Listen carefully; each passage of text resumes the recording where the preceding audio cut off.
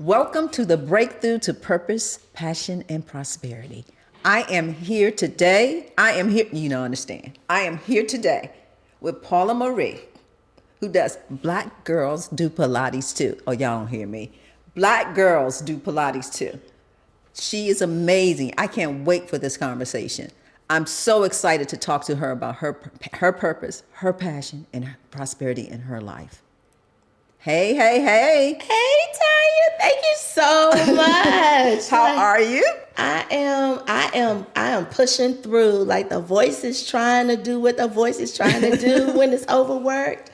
And the body's trying to do what the body's trying to do. But, we got things to do. We got goals to meet. So we got to keep going. I receive it. I am so glad you took the time because I know how busy you are. I know that you're teaching Pilates all over probably worldwide, realistically. You're teaching it worldwide. You got your business going. I'm really, really excited to get into this conversation with you. Me too. Let's go. So tell me, so I got to start with, I know you're a Capricorn. January 1st, baby. Right. So, only thing I know about them is that, they stingy with their money. Ooh, no, you did not. But other than that, they real cool. I got a lot of Capricorn friends, and they are, when I walk by them, I hear sympathy of all the dollars in their pocket screaming. Listen. Let me tell you something about this. See, everybody got a lot of Capricorn friends, okay? Because everybody's like, oh, them Capricorns. But I got a lot of Capricorn friends. You want to know why you got a lot of Capricorn friends? Here we go. Because we loyal. Is that what it is? Because we're loyal. We're always going to be 100, That's okay? true. We're determined. We always got goals, and we put our goals first. And we going to help you. We not going for our goals. We helping to pull you with your goals. Like, we going to push you too, sis. When it comes to that money, we're frugal. Is that the word, frugal? Because we work too hard for our coins. We got these multiple streams of income.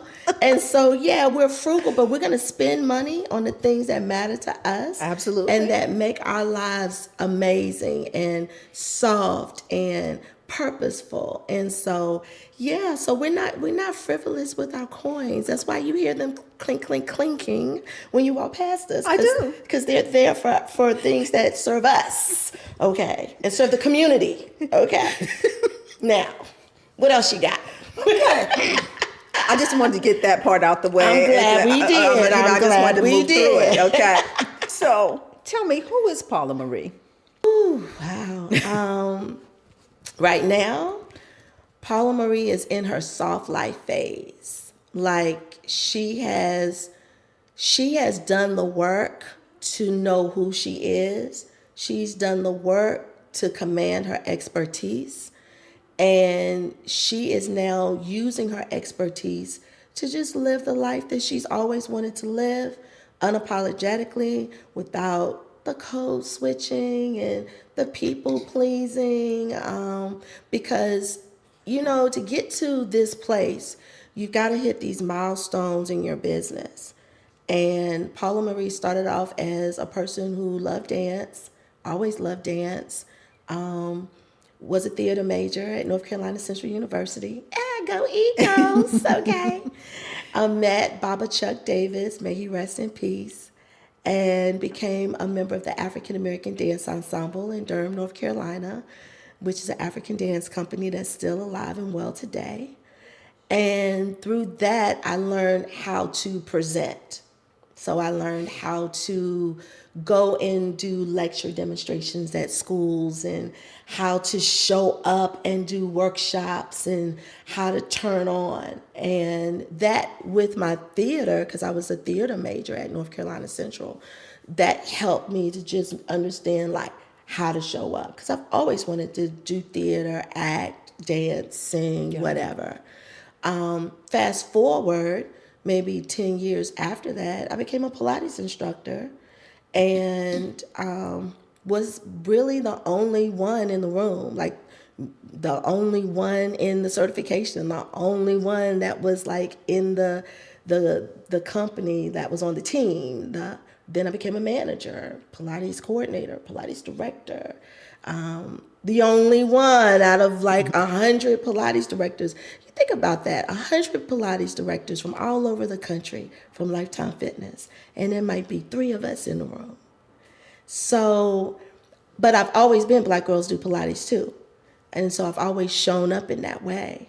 And so I started to create this offline, off work, alter ego with social media when that became a thing. And I said, I'm going to call myself Black Girls Do Pilates too, because I want to attract other Black girls that do Pilates too. So it's a twofer. It's who I am, but it's also who I want to attract. And when you see me on anywhere you see me, you're going to see images, not only of me, but other Black girls that do Pilates too. And how powerful that is and what that looks like and all the shapes and the colors and the heights and the ages. You know, you're going to see all that. So that's really who I am. Okay. And tell me, how old were you again when you did the African dance and all? How old were you again? I was in college, so 18. 18? 18 when I started. So you really wanted to be an actress? Debbie Allen is my favorite. Not Debbie. Debbie Allen, that's my girl. That's my girl. That's my girl. Okay, don't hold them. Susan Lucci from All My Children. Not Susan from All My Children. Listen, she was so dramatic in that little tiny body. Was she? Did she not serve it every single time? And so I just resonate. But I used to watch like the old black and white movies like Ginger Rogers and Fred Astaire. Gotcha. And I wanted to do those things. I wanted to be able to sing and act and dance. And I just felt like it just moved. So when I went to college and we were doing musicals, my very first show in college was Dreamgirls. Nice.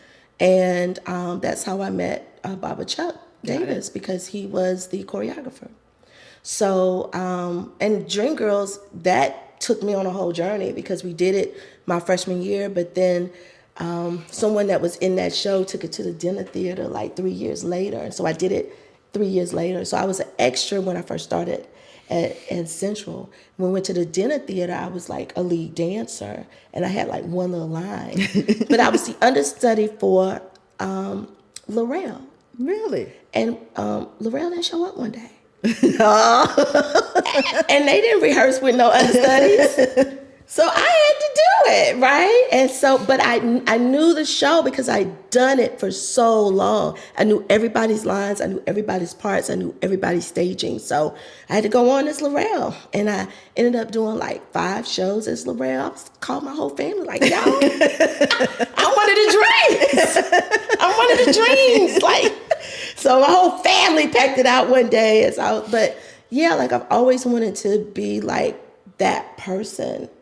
Acting and just showing up, and it's manifested itself in Pilates because I have to show up for my clients. Absolutely. Even when they can't show up for themselves, I have to still show up, and I have to be funny, and I have to be personable, and I have to know how far to push them, which is why knowing your clients, even if there's no verbal conversation, understanding what their physical cues are, their visual cues are to you.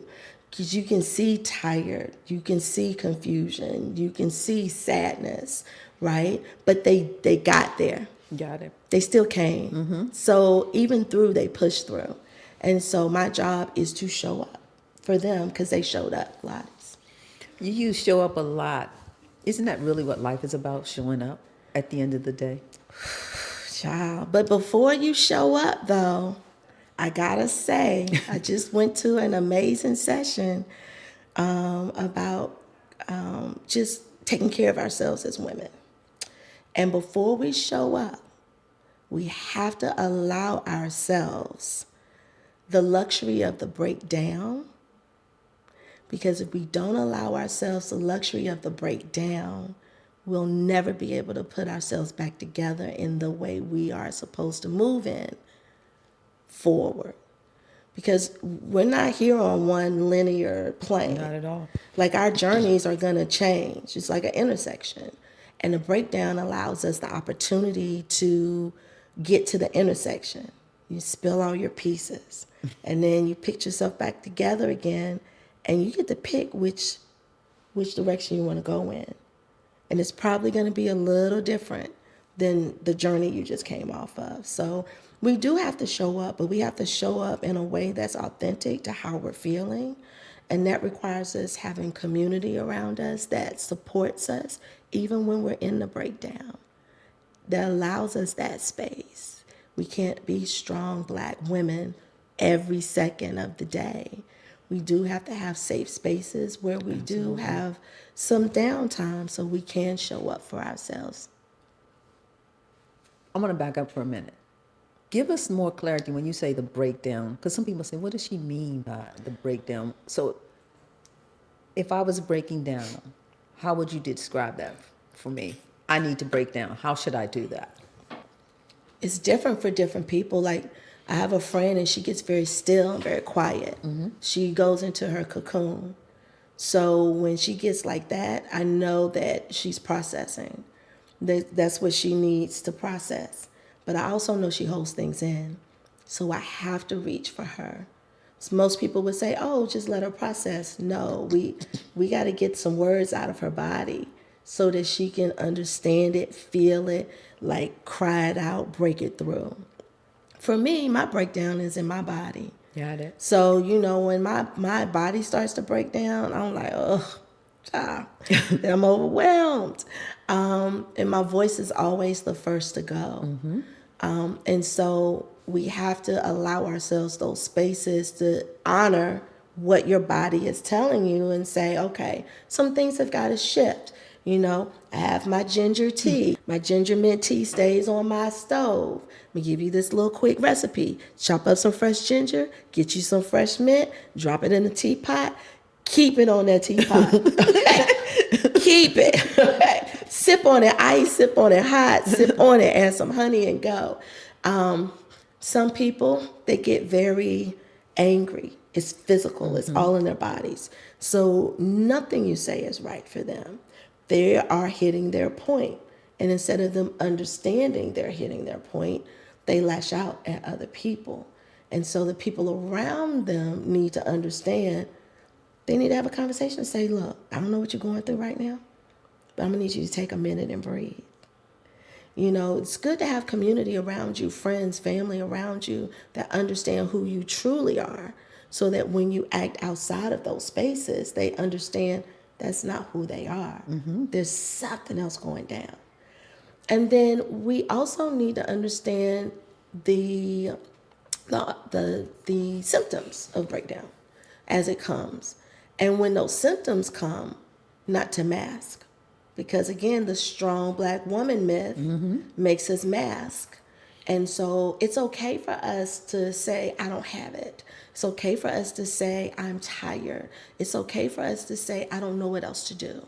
It's okay to say, I'm angry and I don't like it.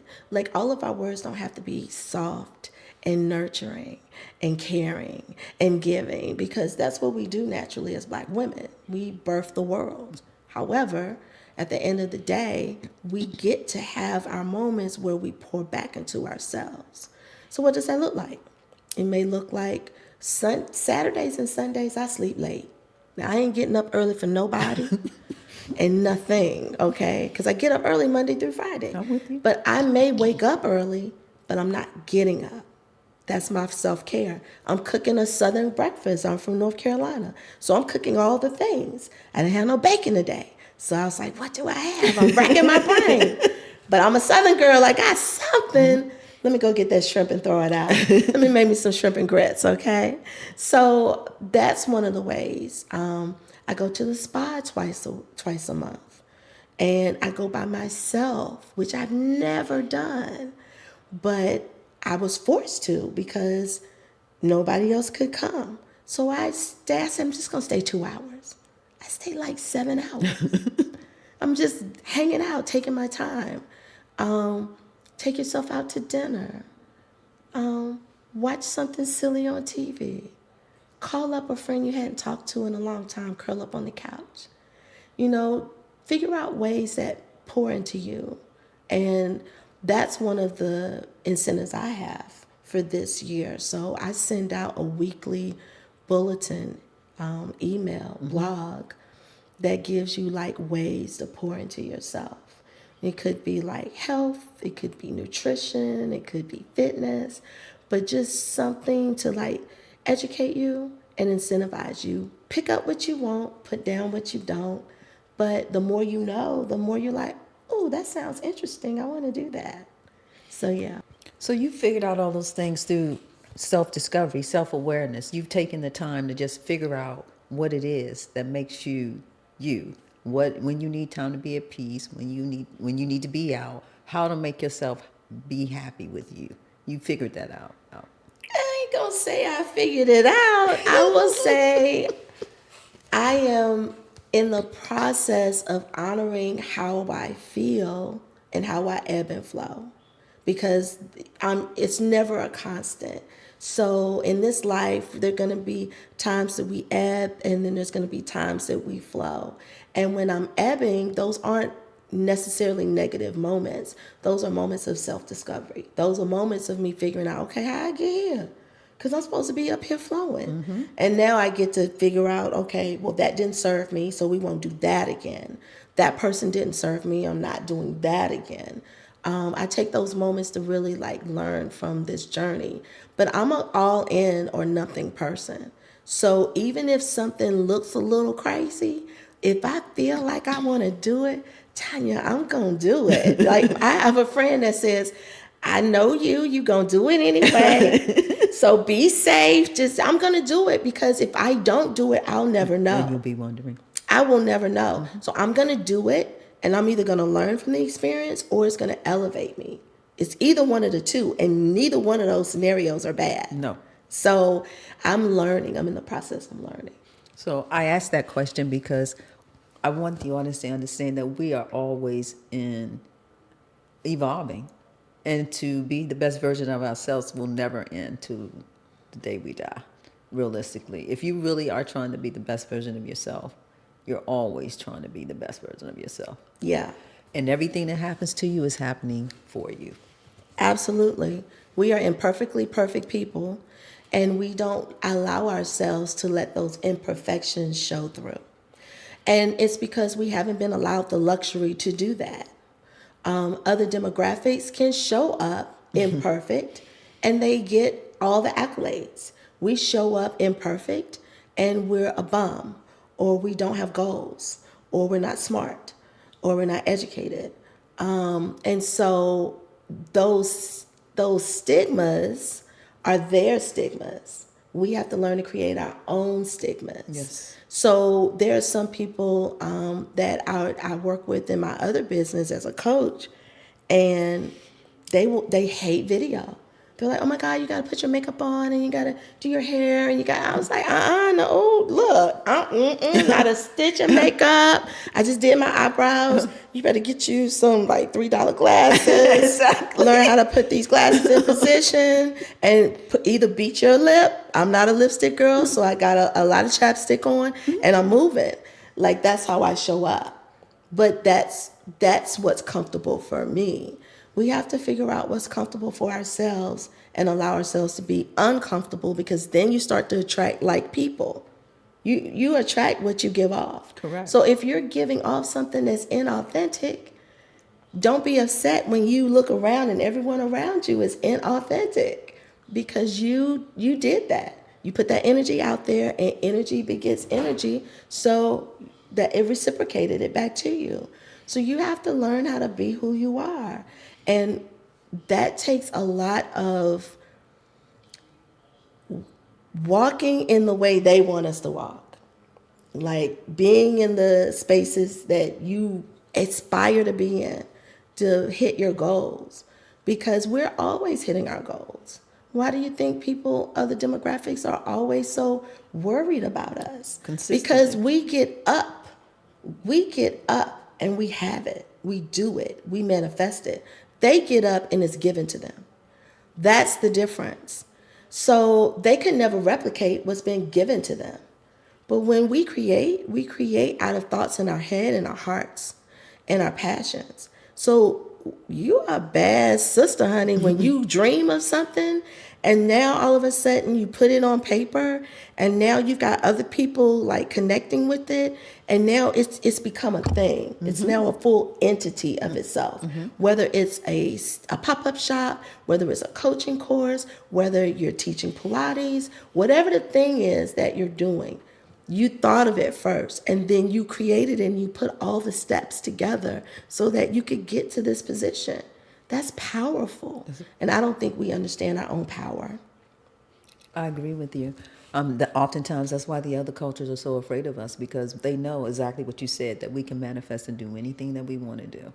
I was thinking about, I interviewed a woman named Carrie. She's a Caucasian woman, and we were talking about politics, and she was saying to me that the reason that everybody votes for Trump, that's mostly white, is because they want to make sure that they can get the people they want in Supreme Court to take away all the laws that empower us, right?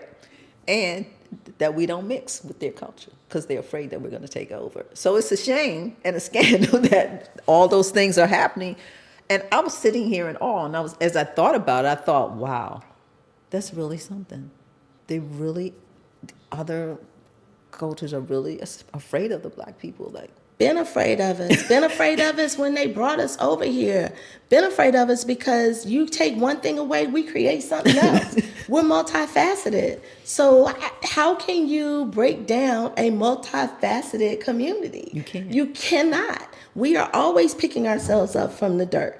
And so when you say that, though, it makes me think that there are conversations about strategically, how do we get these things to happen in our favor? And those conversations, I feel, need to be happening in our own communities, like really strong conversations where we're putting people in power to do that. Because a lot has happened since the pandemic. There's a lot of work-life balance that we were talking about. Mental health was a big push and initiative. And those things are fading. They're going away. I need people to understand that companies are pulling the string on some of the programs that they had. No more is it the hybrid work life. They want you full-time back in the office where they can micromanage you. No more of, oh, you have a doctor's appointment. Well, we got a meeting. So the mental health initiative is now slowly fading away. Even the dollars that some of the companies have created in order to allow you, the employee, to be able to pay for Pilates or your personal trainer or the gym of your choice is diminishing. So we have to pay attention to not only how our dollars are looking, our personal dollars, but how money is being spent to be able to afford us the benefit to remain healthy and sane. There's no way we can remain healthy and sane going back to what we did prior to COVID. no way. And it's worse because now people are in such an angst to control. So they want to control all the things. So I'm glad I got out when I got out. Yes. Because I'm so happy. Yeah, it's yeah. And quite frankly, I believe everything happens for a reason. And I believe that COVID came exactly for the reason it came, to give us the work-life balance. I was probably gonna get fired. Now, I was about to get fired. Okay, yeah, because I had started to really own who I was, and they were trying to diminish that, but they wanted to use it when it was convenient for them. And no, you don't get to do that. I am a whole entity, whether you need it or not. So I don't give you pieces of myself and my fabulosity. So I started to push back a little bit more. And, because, and the job I'm speaking of, I was a manager. I've been a manager for government and corporate entities and commercial entities for the last 15 years. So Pilates director, group fitness coordinator, Bally Total Fitness, sport and health fitness, which is now, I think, One Life now, Lifetime Fitness, which is worldwide. In all the government agencies, like there's not a government agency I have not been in. Really? I was a group fitness coordinator for GAO, Government Accountability's Office, and I moved around into all of the government agencies. And then when I left there, I became a contractor. So when I left there and became a contractor, I went to a local government agency, and I was the group fitness director there, group fitness manager. 70 classes a week. 70 classes a week, and that was low. At Lifetime, we had like 150 classes, 200 classes a week. I had like 75 employees that I managed, and a big budget. So that's my background for the last 15 years. And so I left the local government agency because when I started, we were serving the community. And then everybody left with the Great Resignation, and we got these younger people coming in, and they didn't know how to work with people.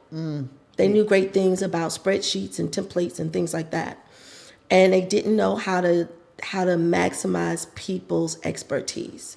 The true reflection of a leader is to let the person that you are leading grow in the way that they were meant to grow inside of the organization, to make the whole mission and vision of that organization better. And we didn't have that. Okay. So it became more of a, sit down, be quiet. You're doing too much. We don't need that. Oh, can you do this instead? And I started to say, well, that's not within the scope of my job. I'm looking at my job specs, and that is not within the scope of my job. And they hated it because I'm smart. I haven't been a manager for 15 years for not. So it was time for me to go. COVID gave me a reprieve. It gave me a time to really grow wings in other places. But when it comes to leaving, I ended up leaving because I had too many opportunities coming to me. Got it. And I had to either say, you're going to either step on faith, and you're strong and powerful, and you've been given these gifts for a reason, or you're going to stay here and be miserable and have the man's foot on your neck. So I ended up going out on faith. And I'm not going to lie, the 2 years after I left, it was very difficult. I was damn near 6 figures, and I went all the way down, starting from scratch. But remember, we can create something from nothing. Absolutely. And we're multifaceted. So I have multiple talents and multiple ways to create and generate revenue. But things started to come to me. And I was at that time about to walk away from Pilates too. So when I left my job, I was walking away from Pilates because I was like, I don't think this fitness thing is my thing anymore. But it wasn't the thing, it was the space I was doing the thing. That wasn't the community I was supposed to serve. Where I'm at right now, that's the community I'm supposed to serve. So walking out on faith, and now you're building back your business coaching, and now you're doing your Pilates thing. So are you feeling now like you're living more on your purpose? And I tell people all the time, this is my soft life. I wake up every day and I'm just amazed that there is no stress in my day. There is no stress in my day. No one gets on my nerves, because stress will age you. Absolutely. Okay? And we know black don't crack, but baby, stress will crack that black. So yeah. I'm just so thankful that I was able to cultivate all the things that I ever wanted to grow in life. Starting as a young girl, there was nothing my parents said I couldn't do. It was I want to take dance. And it was okay, I'm going to take dance. And I was the only little black girl in my dance class, tap and ballet and gymnastics. And it was I'm going to try for the cheerleading squad. And at that time, my parents weren't working. That was during the after Carter, when Bush came in, and Reagan, and then Bush came in, and they got rid of all of the factory plants. So they outsourced all of the work overseas. My parents was part of that. They were textile workers. Wow. So they weren't working. For a minute, my dad found work at another textile. My mom said, I'm done with this. I'm going back to school. But it was tight because now we're on one. We went from 2 incomes to no income to 1 income. Right. So we're still not where we were. And when we were on 2 incomes, life was great. When we were on the 1 income, it was super challenging. And I was like, I want to be a cheerleader. And they were like, well, I don't know. We don't have the money for the gas to take you back and forth to rehearsals and things like that. And I said, oh, I can ride with Tammy and she can drop me off at my grandma's house and I'll stay at my grandma's house and go to school from there. Like they let me figure it out. There was nothing that I ever wanted to do that they never said no to. Every play, every game, every dance recital they came to. Up until I was an adult, they supported everything and still do that I want to do. And that's my entire family. So I'm very happy and very proud that I come from that because I don't know what the word no looks like. I never heard it. It was just how. It wasn't no. It was just how. We can't do it this way. How? Okay, well, let's go around this way. So I come from that space, and I'm very happy that that was instilled in me at a very young age, and watching my family navigate through hardships and come out on top. And so when you came to this point in your life, you was like, I'm just going to figure out how. Just figure it out how. I've already been through the worst. I grew up with 2 households, going out every weekend, going to the wrestling match every other week. I've seen Ricky Steamboat, Ric Flair in person. I've been behind the stage with them and took pictures with them. I wish I could find them, like going out to eat and doing all the things I want to do. I went through having the greatest childhood ever to having nothing. Got it. And saw how my parents were resilient enough to figure it out. And that was the best lesson that they ever could have given me because I'm always going to figure it out based off of that. And also understanding how my family wrapped around to help them figure it out. And so that's why community is super important to me. So everywhere I go, there's community. Like even my Pilates classes, there's community.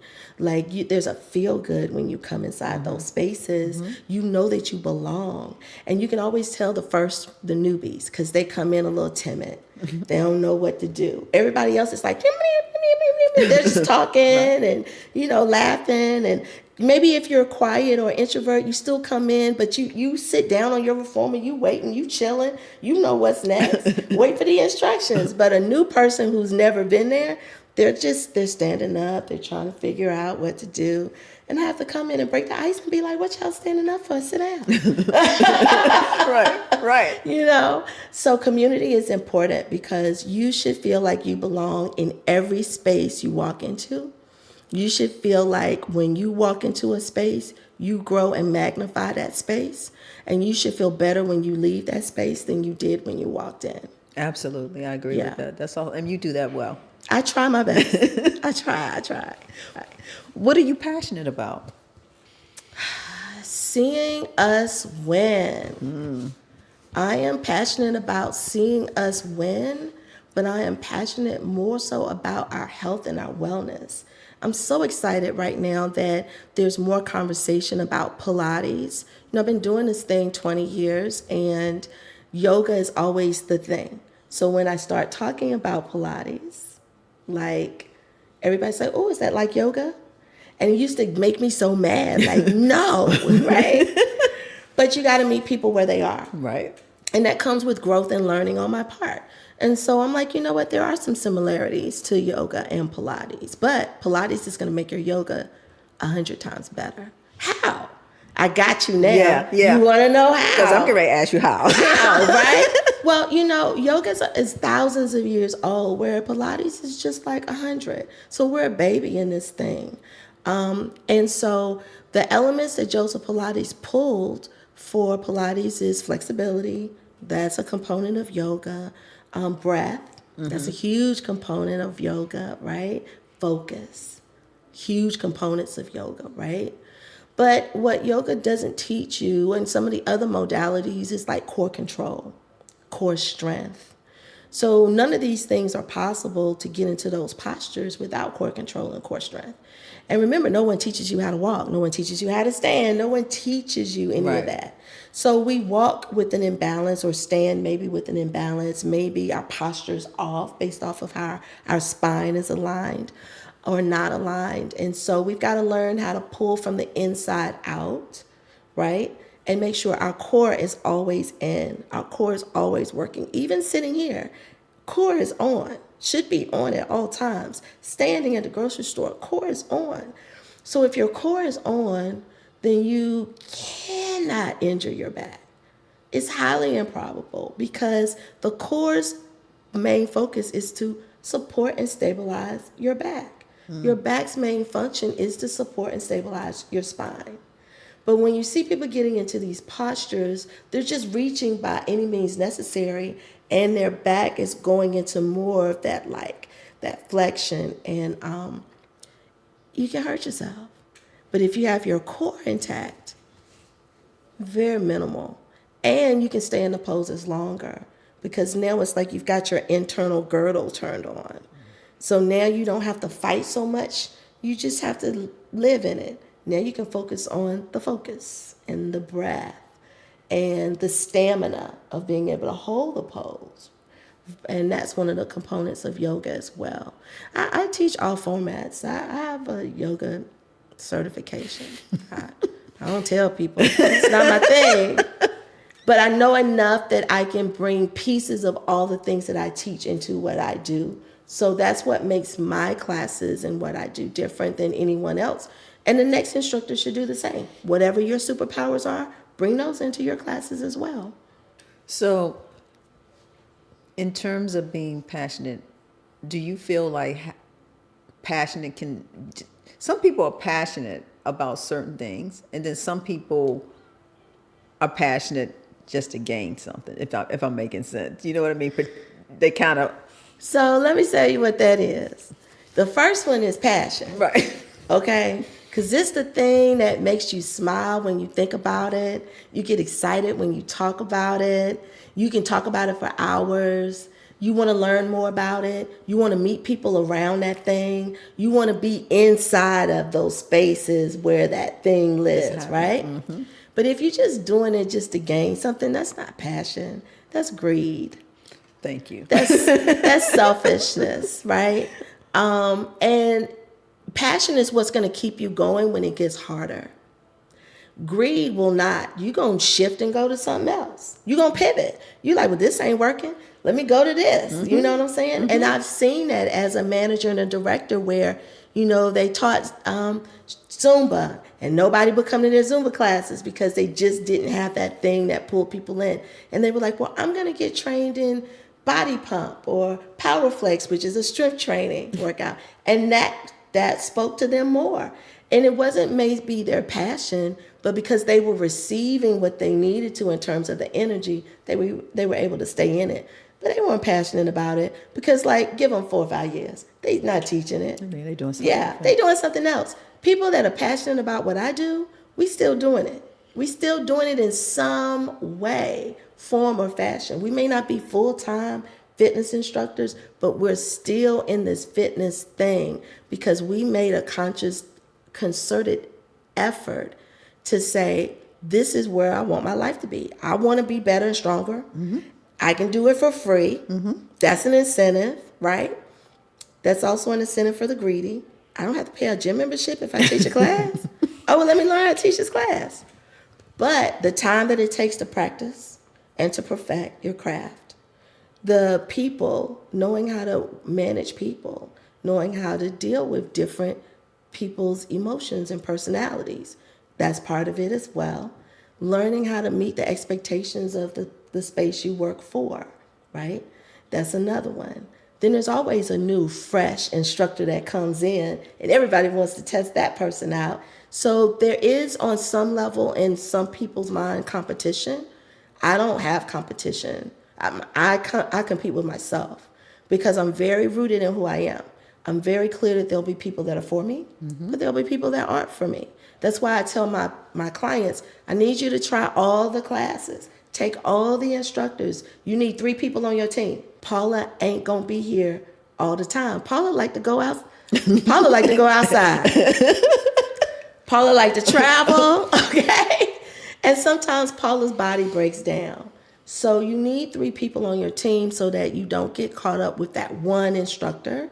But it also helps the facility to create this synergy with the clients not being hooked on one person. And if that one person leaves, then that client probably will leave.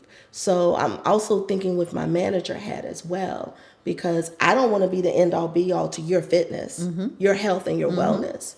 I want you to understand that. So I'm just excited about the amount of Black women that are just looking at Pilates as an option, understanding that it was made for them. I get every opportunity I can to let them know and educate them that Joseph only trained 2 women, and they were 2 women of color. And one was Lolita San Miguel, who I met 2 years ago when I presented at the Pilates Method Alliance convention in Las Vegas. She was there. And I got a chance to meet her and her husband and talk to her. And she told me great stories about her. She's Puerto Rican. And Kathy Grant. She told me great stories about her and Kathy Grant. Kathy Grant's African American.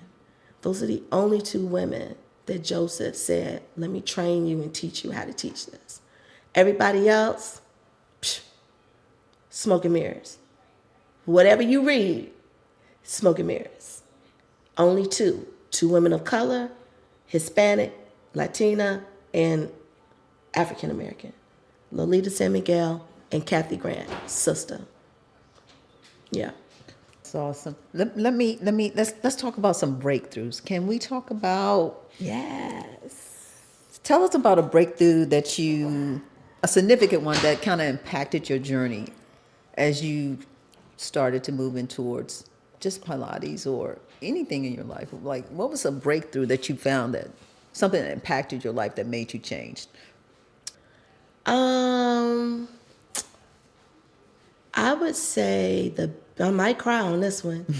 The biggest breakthrough in my entire world was losing my oldest son when he was killed. And he was killed at the age of 18. It was very sudden, and I had to be still. We talked about being still and allowing yourself the luxury of the breakdown, and I didn't. I was in school full time for my master's when it happened. The funeral was during finals. I emailed my professors, but they were like, we can only give you like another week. We need your projects in. So immediately after I buried him, I came home and was hitting the books and turning in my finals and just stayed on that pace. Like, school was like the thing that kept me busy.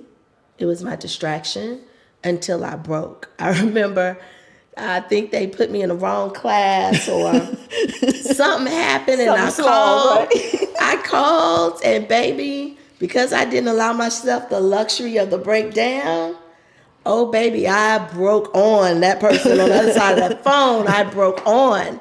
And then I put the phone down and I just broke down and I cried because I knew I had just stepped outside of who I am. And I knew that it wasn't me, it was my grief. And so from that point, I dialed it all the way back. I went down to just taking one class and just really focused on just my youngest son and making sure that my youngest son was okay, because he was in elementary school at that time. He was in the 1st grade. And so making sure that he was able to express, because what I know about boys, they don't. That was the biggest epiphany for me, because after that, I started to focus on like the most important pieces around me and myself. And I wasn't focusing on myself at all because I didn't allow myself the luxury of the breakdown. And what it's forced me to do is to always live in the truth of what I feel. So if I get that feeling in my spirit, that tightening that we get, that tension in the body, however your body manifests it, I know those things aren't for me. I honor those things because it reminds me of that feeling that I got when I lost my son. So, and I get those feelings instantly when I'm in a space with people that aren't for me, or I'm moving in a direction that I shouldn't be moving on, because it feels like you're fighting instead of it just flowing. And so that was my biggest breakthrough, was him giving me that, my oldest child, giving me that feeling that I can always tap into and listen to help guide my steps. And then, of course, I talk about how amazing he was every single chance I get. And my youngest son, who's 19, we talk about him all the time. And they are very similar, but they're also very different. And so, I've been able to manifest this amazingly badass 19-year-old who has all of the smartness and brain power and planning and kindness and thoughtfulness of his mom and his dad, without the crazy of his mom and his dad. So yes, Franklin, that's my baby, Franklin. He's amazing. I always shout out my boys. Okay, and so I just can't imagine what that. And he's your firstborn, and you get the call that something's happened to him, and you still have to move forward. And when I got the call, Tanya, it wasn't that. They said, "Oh, he was in an accident." I had literally just moved to North Carolina. He was staying in North Carolina with my parents, going to school, and he was in high school. And I just got a job in North Carolina. I was the Pilates director for a new Lifetime Fitness there. I'd only been on the job less than a month, and they said something had happened to him, and I was like, "Oh, well, let me go to the hospital." I thought maybe he broke a leg or something. I had no idea it was to that extent. Right. And after I saw him, and they were about to take him into surgery, and he never made it to surgery, but I did get to see him. I realized that his whole purpose, Paylor's purpose. Paylor. Yeah. That's my mom's maiden name. Paylor's purpose was to teach me how to be the best mom I could be to Franklin. Because when I was a mom to Paylor, I was so busy trying to do all the mom things and I was a young mom, right. And I was a single mom, and so money was tight, and so you're so busy trying to put the pieces together when you don't really make sure that the infrastructure is together as a mom. You're trying to keep the lights on. Yeah. Trying to make sure you have gas to go to work. You're trying to make sure that he has a great birthday. And I remember one birthday, I had to talk to him, and I said, "I know you want this huge birthday party at Chuck E. Cheese, but I don't have the money for that." And we had gotten him a trampoline. And he said, "Well, Ma, I don't really need all that. I just want to have a birthday with my friends. We can do it here at the house. As long as I'm with you, I'm good." And oh my God, I just broke into a million pieces. So, my dad cooked out. The kids came over. They were jumping around on the trampoline. We had popsicles, and it was all, and they were fine. And so what Paylor taught me is that instead of trying to do all the things that you think you're supposed to do as a mom, tap into what your child wants you to do as a mom. And so my relationship with Franklin was very different. We talk much more. We are connected a lot more. He's much more like his dad, whereas Paylor was much more like me. So Paylor was a very outgoing personality, and Franklin's more of an introvert. But Paylor's purpose, because if we don't figure out what the purpose of these things are in our lives, right, they will break us into a million pieces. Paylor's sole purpose was to teach me how to be a better mom, and to teach me how to love outside of myself.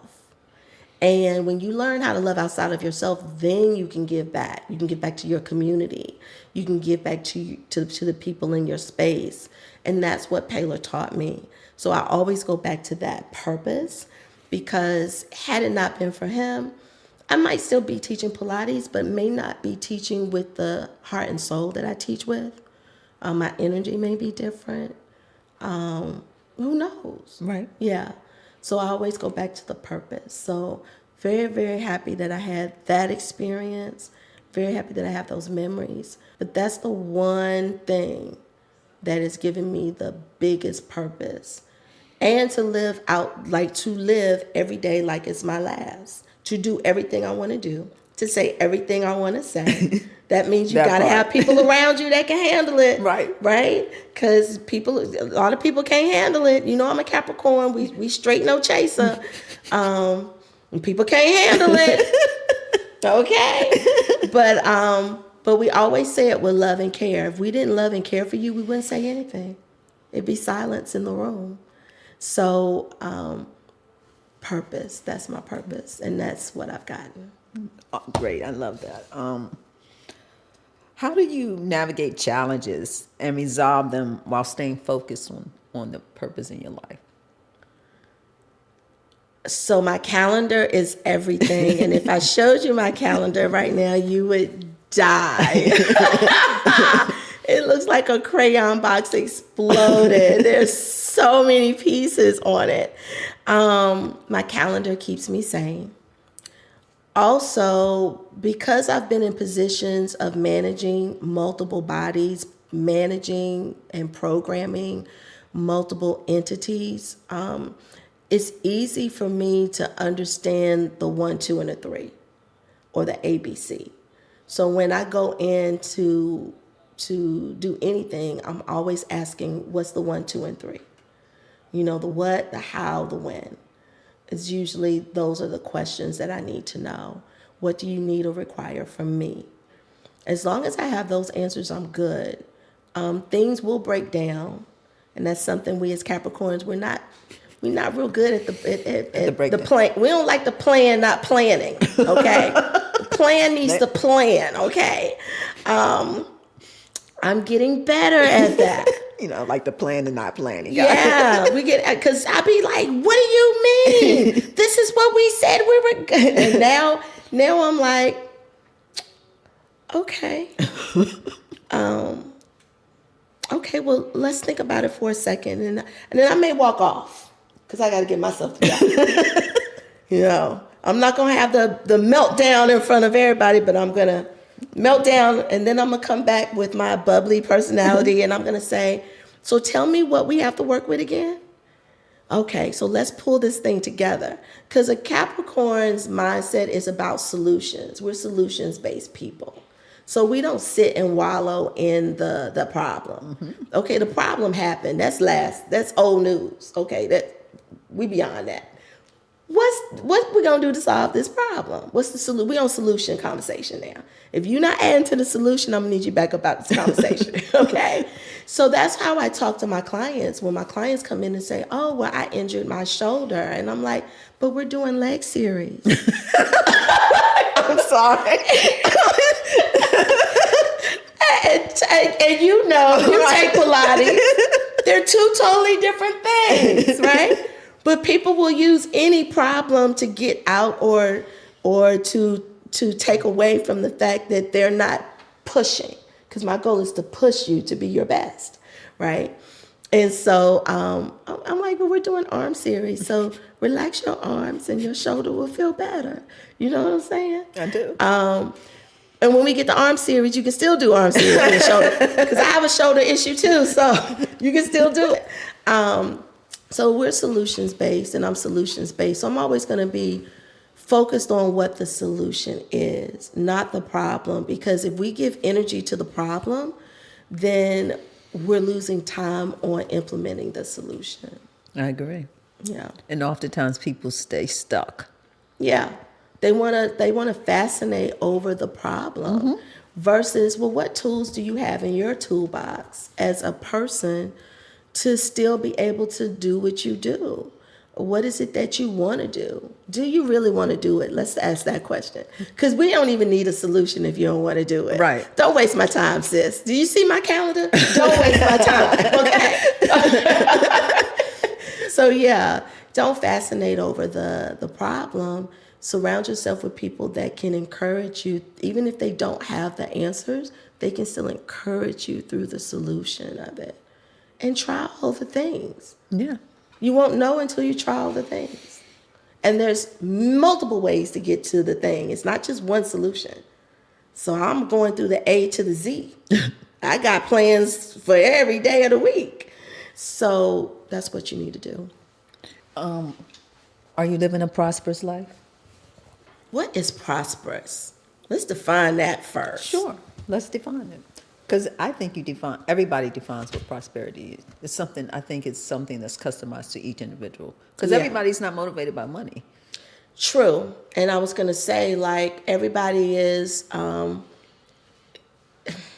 So when I come into the room and the conversation is on monetary value at the height, I'm bored.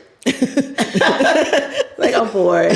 I don't want to. I don't want to be in those. I could be at the bar at a restaurant, just getting my little happy hour drinking, because we like the happy hour in the DMV, and everybody's talking and socializing, and we have a large demographic of affluent African Americans in this county, in PG County. And when a person's conversation is on the monetary, I'm like, well, what you eating? Is that good? I'm bored over here, because if that's your conversation and the basis for your conversation, then we can't talk. Prosperity for me is, there's got to be something inside of your world that's growing. Like, prosperity for me means movement. Mm-hmm. I see this flower that's like doing this and it's moving. I don't know why, but that's the imagery that I get when I think about the word prosperity. So there's movement. And it can't be, I hit this plateau and I made this and now I'm done. Well, what are you doing now that you made it there? So there's got to be some movement. For me, I do feel like prosperity can be monetary. When I was moving up the ranks, every job I got, I made more money. Mm-hmm. Every job I got, I had more perks. So that is a qualifier, but not the qualifier. And it could be at the height or it could be at the lowest point, depending on what value system you give it. I also think about whatever your goals are, like your personal goals. And what are you doing now that you're in those spaces? So I feel like I am, because I'm gaining traction with Black Girls Do Pilates too. I'm speaking all over the country at different conferences and women's events, talking about health and wellness and what that means to our community. So I'm touching the community that I want to serve. And I have my blog, so that opens me up to be able to meet people where they are that may not be accessible to me at these events. And then I have my own wellness events that I do locally here in the DMV. And that I also have one annual event that we do internationally.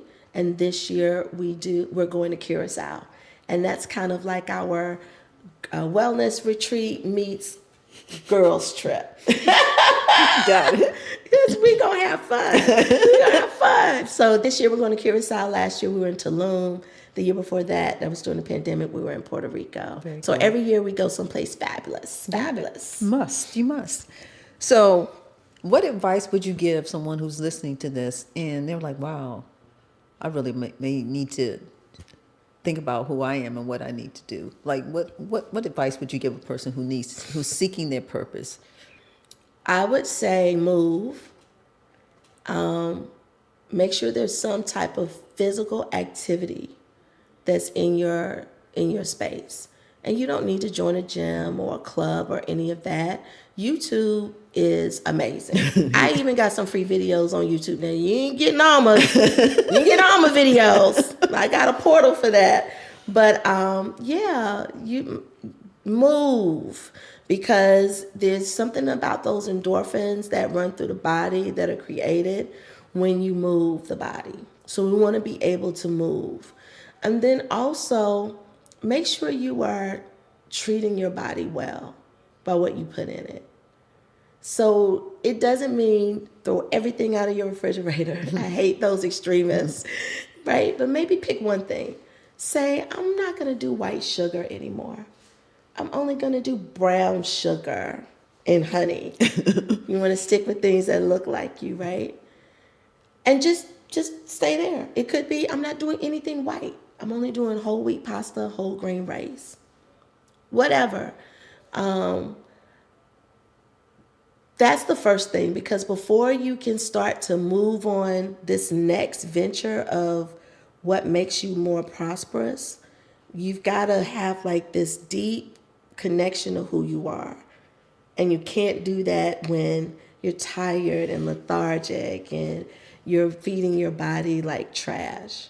So I would start there. Focus on yourself and it will come. Like the vision will come, because every time I focus on me, my vision gets so much clearer. And I'm like, God, I was thinking about that 3 years ago, but I could do that now. and the how and the when and the why and the what is very clear. So I would say focus on those things and only do things that you're passionate about. The money will come. You just have to connect yourself with people who can help you understand how to connect the revenue stream to the passion. But definitely focus on you. When you focus on you, then your passion can like burst through. But until then, you're too tired to be passionate. So how can you be prosperous at anything? That's what I would say. Is there anything that you would like to add to this interview that we just haven't discussed yet? Well, I'm working on something, if I get to talk about that. Okay. So I just formed a partnership with a major spa here in Northern Virginia. And I'm not going to say the name. You're going to have to follow me. You have to follow me to get the name. But it's huge and it's beautiful and it's amazing. 3 levels of spa-ness. And so I just formed a partnership with them. And I'm hosting my first event for National Pilates Day, which is the first Saturday in May. Okay. So information will be going out to everyone that's on my list. But it is an all-day experience at the spa.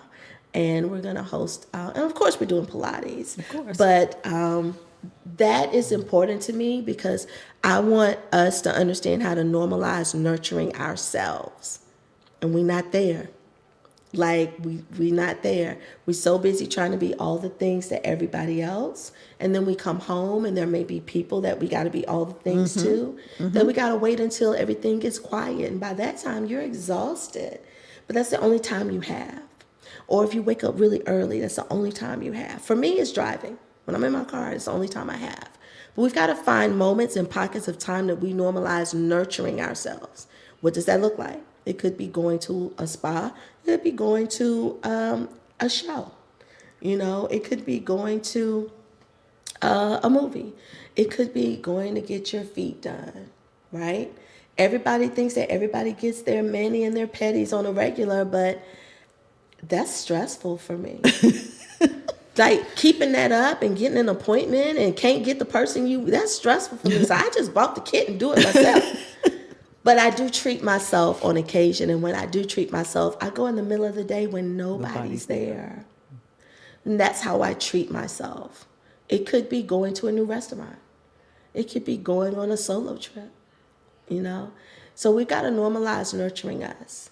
And I want everybody to understand that the way that you do that is to be quiet and still, pour into yourself in your bubble, and then step outside that bubble and start doing things that are only for you. And go by yourself. Go by yourself. Like, that's hard for me. But I'm starting to do things alone because, you know, it's no fun doing things alone. But I came home so refreshed. I didn't have to deal with other personalities. I left when I wanted to leave. I came when I wanted to come. Yes. And I was nurtured. So So that's what I would say. Find those spaces in time where you can start to normalize nurturing yourself. I receive it. I receive Yeah. it. Is there so let the people know how they can reach out to you. And is there anything that you want to like give the audience maybe free that they can like stay Yeah. in touch with you? So I have I mentioned my blog before where I give you tips and tricks every week on physical fitness, nutrition, emotional, just all the things wellness for us as Black women. So you definitely will get access to join that blog. And then you can find me anywhere on Black Girls with an S, do Pilates with an S and the number 2. Because there is a Black Girls Do Pilates TO. Oh, really? And there's a Black Girls Do Pilates TOO. But I'm the number 2. And I'm shouting them out too because, again, no competition. Anybody who is pushing Pilates and the initiative of Pilates out into the world, however you show up, they need to be supported too. So follow all 3 of us, okay? But I'm Black Girls Do Pilates, the number 2. And that's it. That's all I got. Awesome, awesome. Thank you, thank you, thank you. I appreciate it so much. Guys, this has been phenomenal. My heart and soul has been touched. And like I said, please be, I always get the PPP program. It's really not the Paycheck Protection Program, but the Purpose, Passion, Prosperity Program. Please always look at this. Take a moment in your breakdown moment and figure out what am I here to do? What's my purpose? How can I live my best life and be the best version of myself? Thank you. Thank you. Have a great, great day.